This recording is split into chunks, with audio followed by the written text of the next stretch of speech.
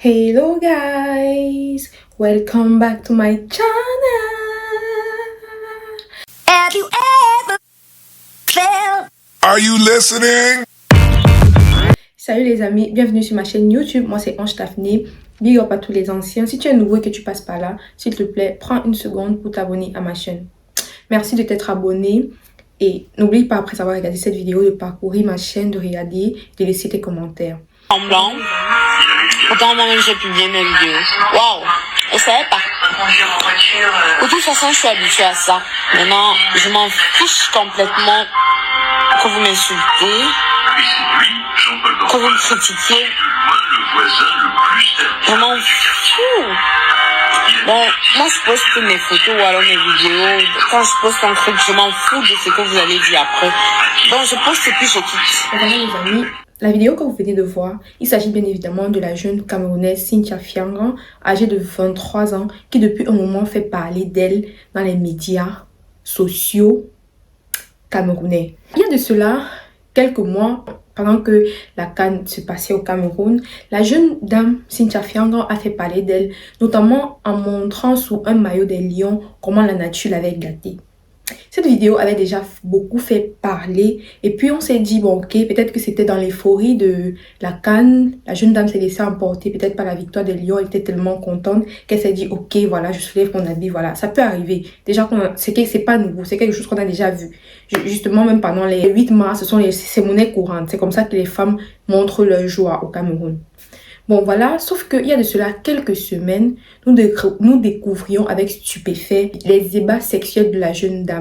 Chose plus surprenante, c'est que après que ces vidéos ont été publiées, la jeune dame est sortie telle une martyre pour clamer haut et fort que ces vidéos ont été publiées par elle-même en s'en vantant, en disant que voilà, elle assume totalement le fait d'avoir publié ces vidéos. La jeune dame ne s'est pas arrêtée là, vu l'engouement des uns et des autres sur les réseaux sociaux à la publication de ces débats sexuels, la jeune dame a continué à enchaîner les sorties en affirmant haut et fort que c'est son choix à elle et qu'elle s'en foutait pas mal de ce que les gens pensent, mais les gens ont été choqués, bien évidemment, parce que dans les mœurs africaines, les débats sexuels, ce sont des trucs qui sont censés rester entre quatre murs. Et déjà, le fait que ce soit affiché comme ça sur les réseaux sociaux, et non seulement que la principale actrice vient s'en vanter, comme ça a été vraiment choquant. Ça a choqué beaucoup de personnes, les parents, les parents, les enfants, tout le monde était choqué en fait. Donc, pendant tous ces rats de marée et tout, la jeune dame clamait haut et fort qu'elle veut être influenceuse, elle veut à tout prix qu'on parle d'elle. Et si pour qu'on parle d'elle, elle doit passer par là, elle doit passer par ce chemin-là. Elle est prête à tout faire pour être célèbre, pour être connue en fait. Et aussi pour être riche. Elle s'est dit, en étant influenceuse, elle va gagner les contrats, elle va avoir la vie de rêve que les influenceuses ont. Et pour la petite histoire, la jeune Cynthia Fiangan se fait appeler chocolat de mer.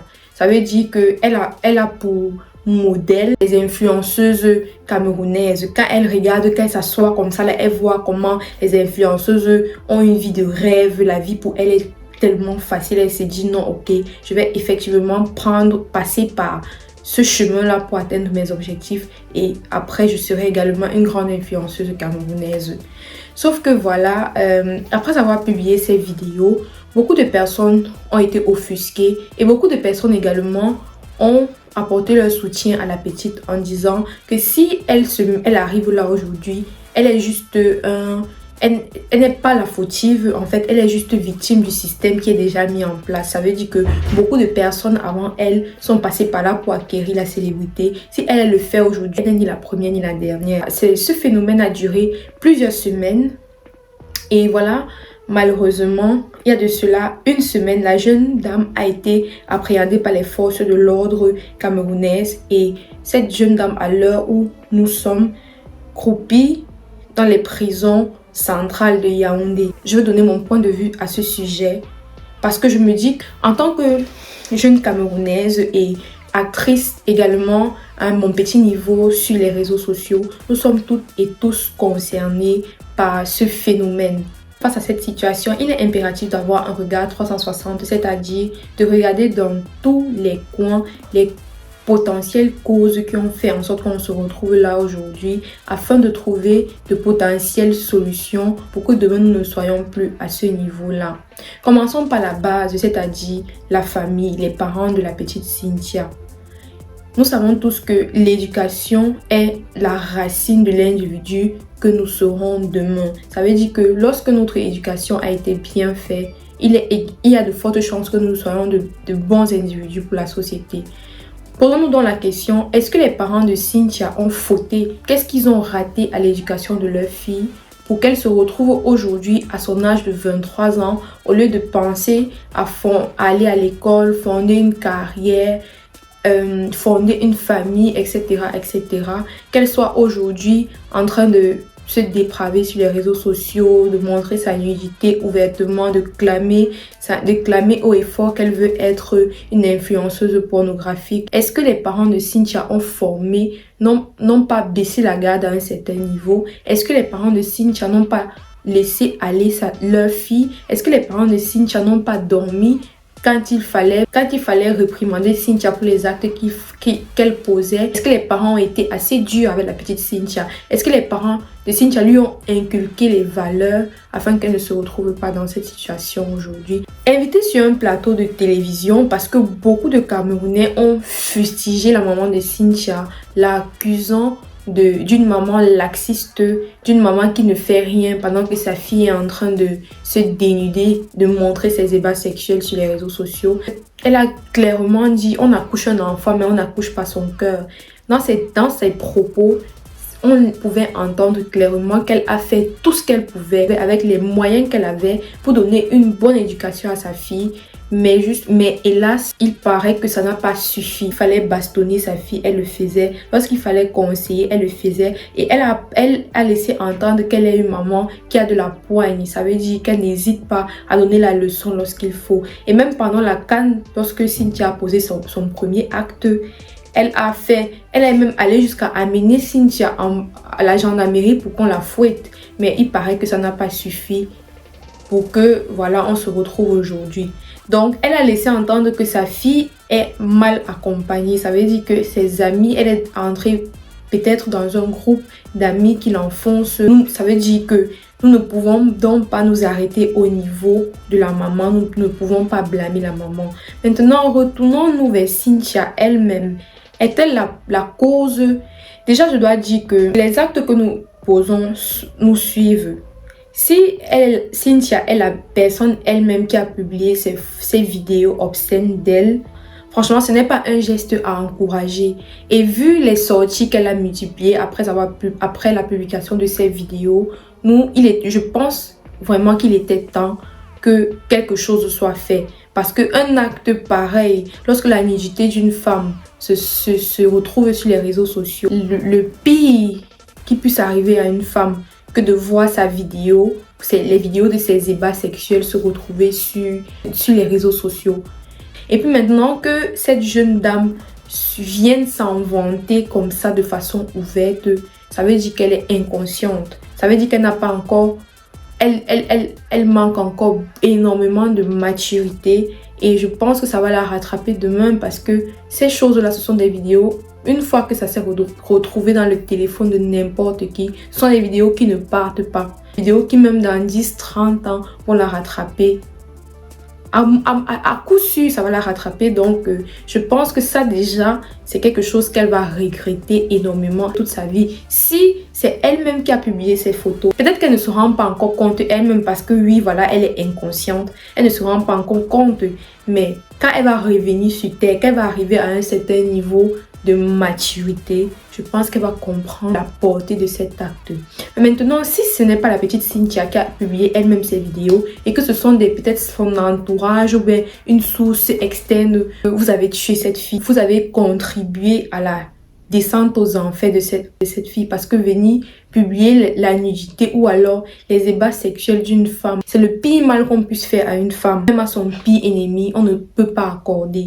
Tout en sachant que c'est quelque chose qui va rester à vie. Dans 10, dans 5, dans 30, dans 50 ans.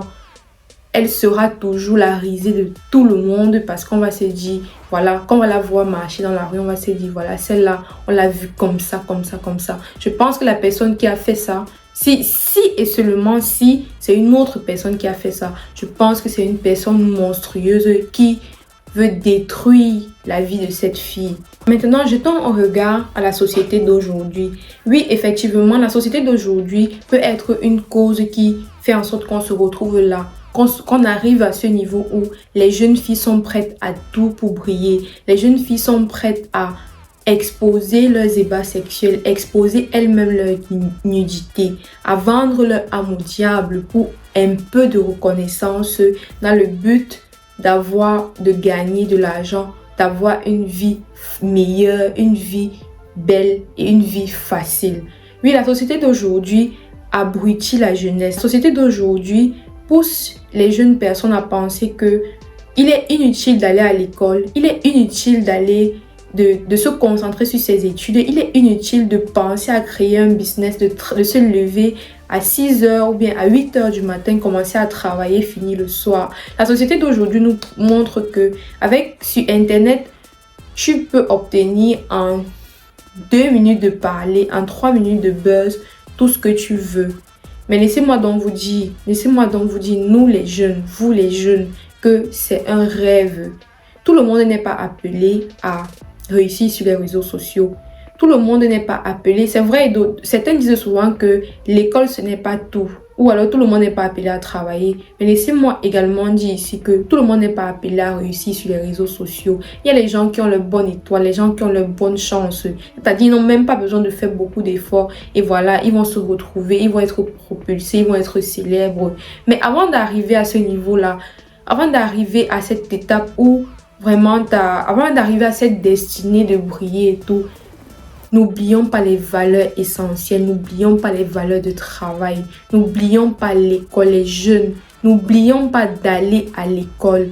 L'école, c'est la base de tout. Nous voyons même les influenceurs, les influenceuses là, toutes ces influenceuses qui n'ont pas un minimum d'éducation scolaire.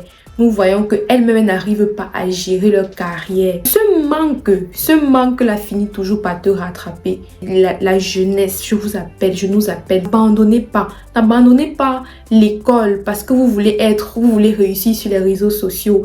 N'abandonnez pas vos formations. Peut-être tu es là, tu fais ta formation en mécanique ou bien tu fais ta formation en je ne sais quoi. Tu abandonnes ça parce que tu veux te lancer sur les réseaux sociaux. Oui, lance-toi sur les réseaux sociaux, mais n'oublie pas ta formation à côté.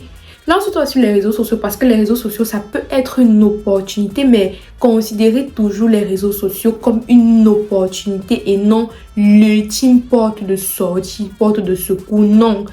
Le plus important, c'est le savoir que vous êtes en train d'acquérir au moyen de votre formation ou alors au moyen de votre école. C'est ça le plus important parce que même si après vous vous lancez sur les réseaux sociaux, ça finit par prendre, vous aurez besoin de cette connaissance-là, vous aurez besoin de ce que vous aurez appris à l'école, le fait d'aller, d'être étudiant, d'être apprenant, d'acquérir le savoir.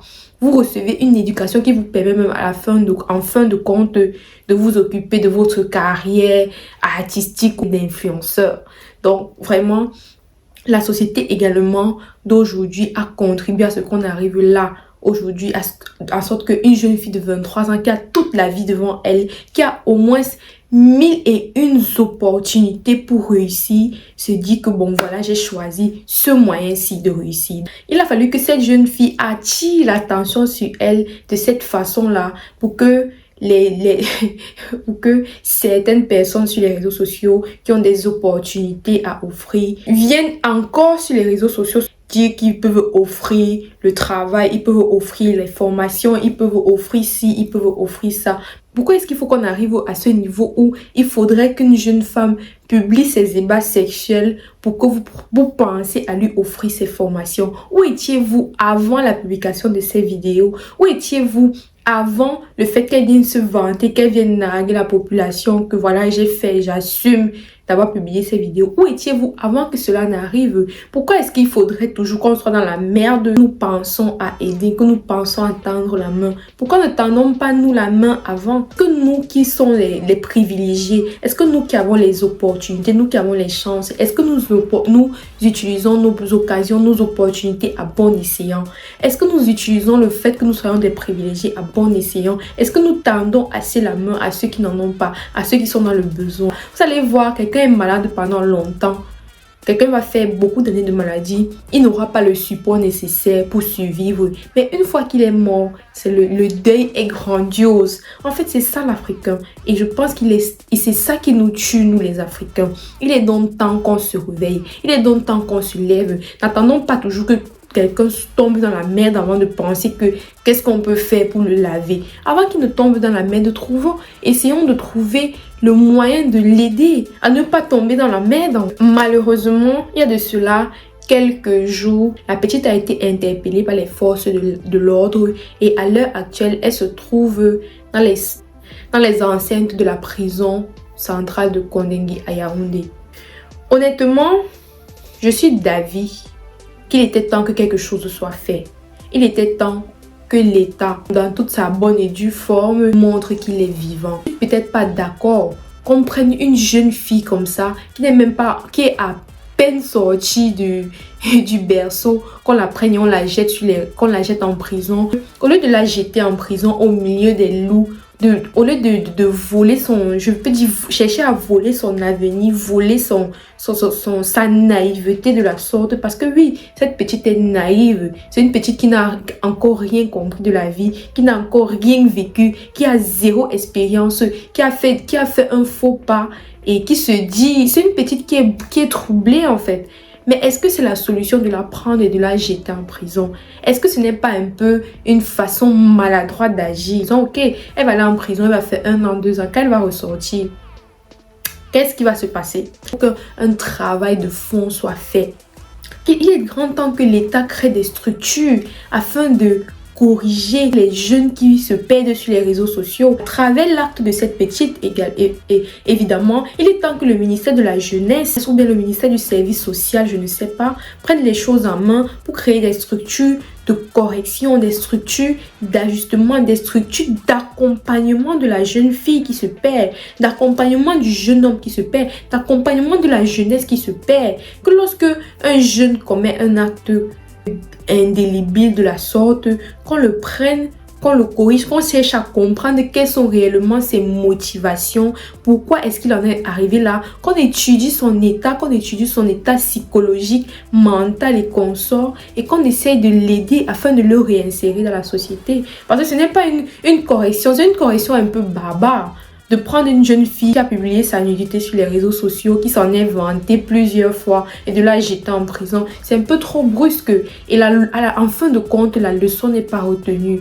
La leçon n'est pas retenue, au contraire, c'est de la rancœur qui va naître en elle. Et on ne connaît pas, peut-être qu'en sortant de la prison, elle sera encore une jeune adulte changée, une jeune adulte remplie de colère, de fureur. Il est nécessaire, tout le monde a droit à une seconde chance. Moi, je fais partie des gens qui pensent que tout le monde a droit à une seconde, à une troisième, même à une 5e chance.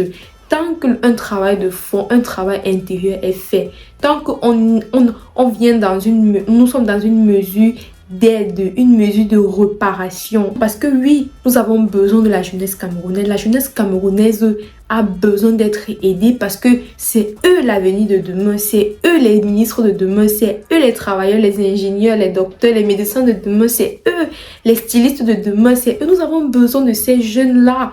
Même s'ils se sont perdus, même s'ils se perdent à un moment donné, il est grand temps que le service social prenne les choses en main, que le ministère de la Jeunesse montre qu'il n'est pas mort dans ce pays, que le ministère de la Jeunesse montre qu'il est bel et bien vivant, qu'il a les yeux rivés sur la jeunesse.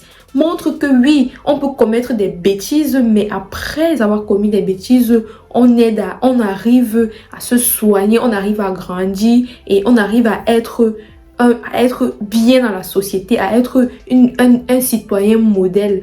Au travers de cette petite, on peut faire beaucoup de choses. La jeunesse camerounaise peut bénéficier d'elle pour que les autres qui après